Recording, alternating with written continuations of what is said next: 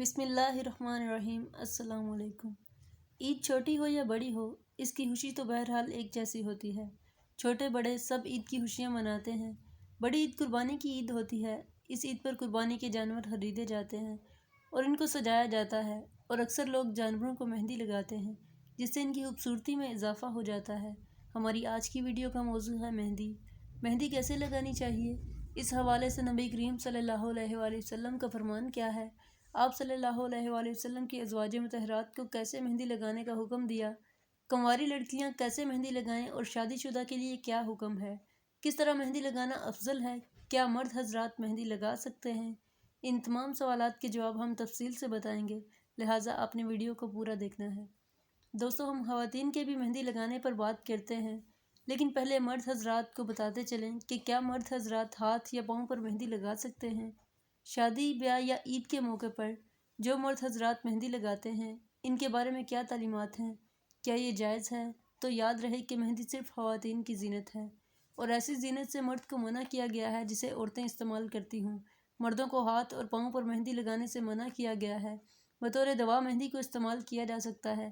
اگر گرمی سے یا آگ سے آپ کے ہاتھ یا پاؤں پر چھالے بن گئے ہیں تو آپ مہندی کو استعمال کر سکتے ہیں، لیکن بطور فیشن اپنے ہاتھوں اور پاؤں کو مہندی سے رنگنا ٹھیک نہیں۔ اس لیے شادی یا عید کے موقع پر مرد کو ہاتھ یا پاؤں پر مہندی لگانے سے منع کیا گیا ہے۔ ان کو اس سے اجتناب کرنا چاہیے۔ البتہ عورت کے لیے مہندی لگانا چاہے عید کا موقع نہ ہو، جائز ہے، اور اس میں شرائط بتا دی گئی ہیں کہ مہندی لگانا غیر مردوں کے لیے نہیں ہونا چاہیے۔ حضرت ابو ہریرہ رضی اللہ تعالیٰ عنہ سے روایت ہے کہ رسول اللہ صلی اللہ علیہ وآلہ وسلم نے فرمایا، مردوں کی خوشبو وہ ہے جس کی خوشبو پھیل رہی ہو اور رنگ چھپا ہوا ہو، اور عورتوں کی خوشبو وہ ہے جس کا رنگ ظاہر ہو اور مہک چھپی ہوئی ہو۔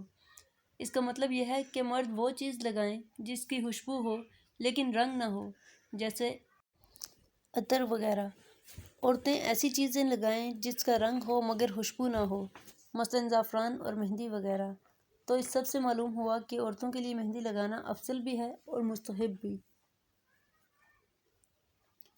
ابن ماجہ کی ایک روایت ہے کہ ایک عورت حضرت عائشہ رضی اللہ تعالیٰ عنہ کے پاس آئی اور ان سے مہندی لگانے کے بارے میں پوچھا کہ ہاتھوں پہ مہندی لگانا کیسا ہے؟ تو حضرت عائشہ رضی اللہ تعالیٰ عنہ نے فرمایا کہ رسول اللہ صلی اللہ علیہ وآلہ وسلم کے زمانے میں ہم مہندی لگاتے تھے اور وہ اس سے منع نہیں فرماتے تھے، جو مہندی لگانے کے جواز کی دلیل ہے۔ اسی لیے کہا جاتا ہے کہ عورتوں کے لیے ہاتھ، پاؤں اور بالوں میں مہندی لگانا بغیر کسی کراہت کے جائز ہے۔ اس حوالے سے شیخ عبد الغنی کی رائے یہ ہے کہ عورتوں کے لیے مہندی کو ترک کرنا مکروہ ہے، مطلب عورتوں کا مہندی لازمی لگانا چاہیے۔ روایت میں آتا ہے کہ ایک دفعہ آپ صلی اللہ علیہ وآلہ وسلم نے اس عورت سے بحث کرنے سے انکار کر دیا تھا جو مہندی نہیں لگاتی تھی، اور فرمایا، میں یہ نہیں جانتا کہ یہ مرد کے ہاتھ ہیں یا عورت کے۔ یاد رہے کہ حضور اکرم صلی اللہ علیہ وآلہ وسلم عورتوں کو بغیر چھوئے بیعت فرمایا کرتے تھے۔ خواتین چونکہ پردے میں ہوتی تھیں، اس لیے آپ نے فرمایا کہ وہ نہیں جانتے کہ یہ مرد کے ہاتھ ہیں یا عورت کے۔ مہندی لگاتے ہوئے ایک بات کا دھیان ضروری ہے، وہ یہ ہے کہ شادی شدہ عورت کے لیے مہندی لگانے کا مقصد صرف اپنے آپ کو شوہر کے لیے سنوارنا ہے۔ اگر غیر شادی شدہ لڑکی مہندی کسی غیر مرد کے لیے لگا رہی ہے تو یہ ناجائز ہے اور اس بات سے منع فرمایا گیا ہے۔ اگر شادی شدہ عورت اپنے شوہر کے لیے لگاتی ہے تو بہت خوب، اور اگر غیر شادی شدہ پردے میں رہ کر لگاتی ہے تو کوئی حرج نہیں۔